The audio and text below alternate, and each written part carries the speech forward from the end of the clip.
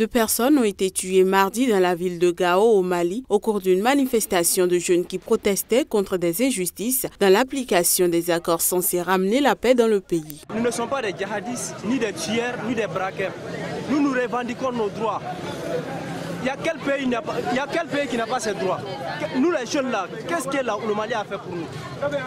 Qu'est-ce que le Mali a fait pour nous? On revendique nos droits et puis on nous tue. Vous avez vu des morts.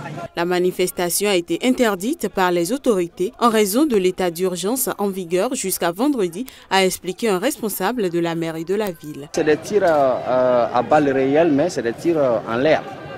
C'est ne dirigé contre personne. C'est pour dissuader tout simplement les marcheurs à rentrer chez eux. Tout simplement, parce que ce sont nos frères, je vous dis encore, nous sommes du même pays et il n'y a pas de raison qu'on tire sur nos frères. Selon une source proche de la marche, la manifestation visait à dénoncer les modalités d'intégration des anciens combattants dans l'armée régulière et du redéploiement des autorités intérimaires locales. Il y aurait eu 2 morts et plusieurs blessés, d'après un responsable d'hôpital à Gao, la plus grande ville du Nord Mali. Plusieurs dizaines de syndicalistes et des membres de la société civile ont réclamé mardi au parquet de Libreville la libération de leurs camarades arrêtés samedi lors d'une contre-manifestation près d'un grand rassemblement en faveur du président sortant Ali Bongo Ondimba. Ils ont été tout simplement arrêtés parce que il n'y a qu'un seul camp qui peut ou doit manifester dans notre pays. Tous ceux qui sont avec le candidat président Ali, ceux-là peuvent entreprendre n'importe quelle manifestation. Ces manifestations sont autorisées. Mais lorsqu'il s'agit de manifestations de la part des organisations syndicales, de la part des ONG ou des partis politiques de l'opposition, ces manifestations sont interdites. Au total, 26 personnes ont été arrêtées, dont 5 casseurs identifiés, avait indiqué dimanche une source officielle. Des pierres avaient été lancées à la police depuis un rassemblement d'opposants à proximité d'une réunion publique en faveur du président Bongo, dont des milliers de personnes pour marquer le dépôt de sa candidature au scrutin du 27 août. Devant ce même palais de justice, les magistrats en toge noire, corporation peu habituée au mouvement d'humeur, ont lu une déclaration devant la presse demandant plus d'indépendance.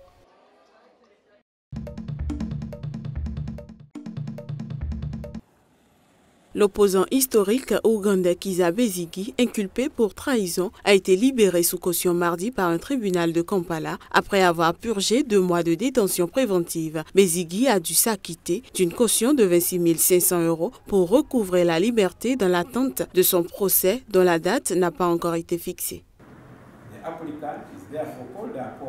Le requérant est de ce fait appelé à quitter calmement et à ne causer aucune violence tant que l'affaire contre lui reste en attente de jugement. En dehors de cela, toutes les circonstances et facteurs ci-dessus et ayant judicieusement et méticuleusement pesé un facteur contre un autre, je suis enclin à accorder une mise en liberté sous caution au requérant aux conditions suivantes.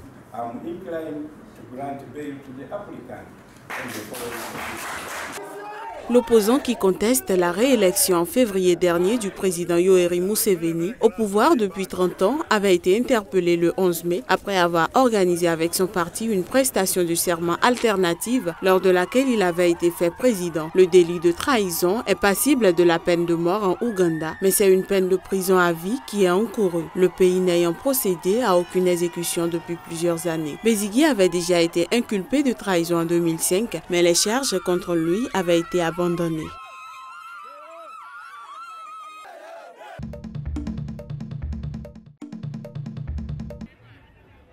Un des leaders du mouvement de contestation sociale qui touche le Zimbabwe depuis 2 semaines, le pasteur Evan Mawarir, a été arrêté mardi après avoir appelé à de nouvelles grèves. Ce qu'il cherchait sont en fait 3 choses, une matraque, un casque abîmé et du matériel révolutionnaire. Il a été formellement accusé et va comparaître devant un tribunal demain pour un premier renvoi. Une grève générale, une première au Zimbabwe depuis 1998, a entraîné la fermeture de nombreux commerces, écoles, banques, tribunaux et administrations mercredi dernier, tandis que les transports en commun étaient paralysés. Cette grève faisait suite à plusieurs jours de manifestations, notamment de la part des fonctionnaires qui n'avaient pas reçu de salaire au mois de juin. La semaine dernière, le président Mugabe avait une fois de plus rejeté sur les puissances occidentales la responsabilité du retard du paiement des salaires des fonctionnaires. Le paiement des salaires peut être retardé à cause des sanctions. S'est-il justifié vendredi lors d'un meeting politique.